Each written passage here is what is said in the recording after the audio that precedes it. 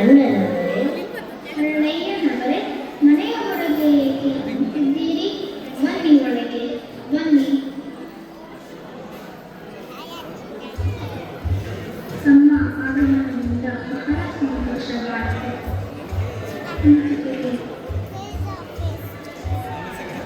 ಹೇಳಿ, ಏನು ವಿಷಯ? ಈ ಅಲ್ಪ ನಿಮಗೋಸ್ಕರ ಕಾಣಿಕೆಯನ್ನು ತಂದಿರುವರು, ದಯಮಾಡಿ ಸ್ವೀಕರಿಸಿ. ಬಹಳ ಸುಂದರವಾಗಿದೆ, ಬಹಳ ಸುಂದರವಾಗಿದೆ. ಇದರ ವೈಶಿಷ್ಟ್ಯವೇನು? ಈ ಪಾದುಕೆಗಳು ನನ್ನ ಮತ್ತೆ ನನ್ನ ಹೆಂಡತಿಯ ಕಡೆಯ ಚರ್ಮದಿಂದ ಮಾಡಿರುವುದು. ಏನು ಹೇಳುತ್ತಿದ್ದೀರಿ ನರಳಯ್ಯನವರೇ?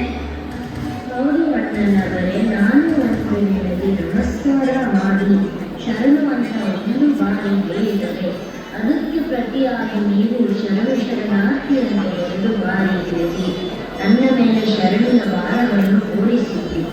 ಆರುಳ ಭಾರವನ್ನು ಕಳೆದುಕೊಳ್ಳಲು ಹೇಗೆ ಅಂತ ತಿಳಿಯದೆ ನಮ್ಮ ಚರ್ಮದಿಂದ ಒಂದು ಜೊತೆ ಚಮ್ಮಾಡಿಗಳನ್ನು ಅರ್ಪಿಸುತ್ತಿರುವುದು.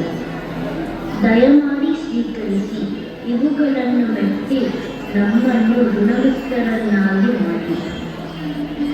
ಶಿವಶರಣರ ಚಕ್ರದಿಂದ ಮಾಡಿದ ಈ ಪಾದರಕ್ಷೆಗಳನ್ನು ನನ್ನ ಕಾಯಿಕ ನೆತ್ತಿಗಳ ಸಾಕ್ಷಾತ್ ಶಿವನನ್ನೇ ತಿಳಿದ ಹಾಗೆ ಆಗುವುದಿಲ್ಲದೆ ಶಿವಶರಣರ ಚಂದ್ರಾವಧಿಗಳನ್ನು ಮೆಟ್ಟಿ ನಾನು ಯಾವ ನರಕಕ್ಕೆ ಹೋಗಲಿ ಹರವಯ್ಯ. ಈ ಪವಿತ್ರವ ಪಾದಗಳನ್ನು ನಾನು ಪ್ರಸನ್ನ. ತಂದೆ ಬೇಡಿ ಬೇಡಿ ತಂದೆ. ಹೌದು ಅಣ್ಣಯ್ಯನವರೇ, ಹೌದು. ಶರಣರ ಈ ಚಮ್ಮಾಗುವೆಗೆ ಪೃಥ್ವಿ ಸಮಬಾರದು. ಇಂತಹ ಭಕ್ತಿಯ ಕಾಣಿಕೆಯನ್ನು ಪಡೆಯಲು ಕಾರಣವೊಬ್ಬನೇ ಆ ಸಿಂಹವನ್ನು. ತಂದೆ ಹಿಡಿದುಕೊಂಡು ಹೋಗಿ ಅವನಿಗೆ ತಪ್ಪಿಸಿ.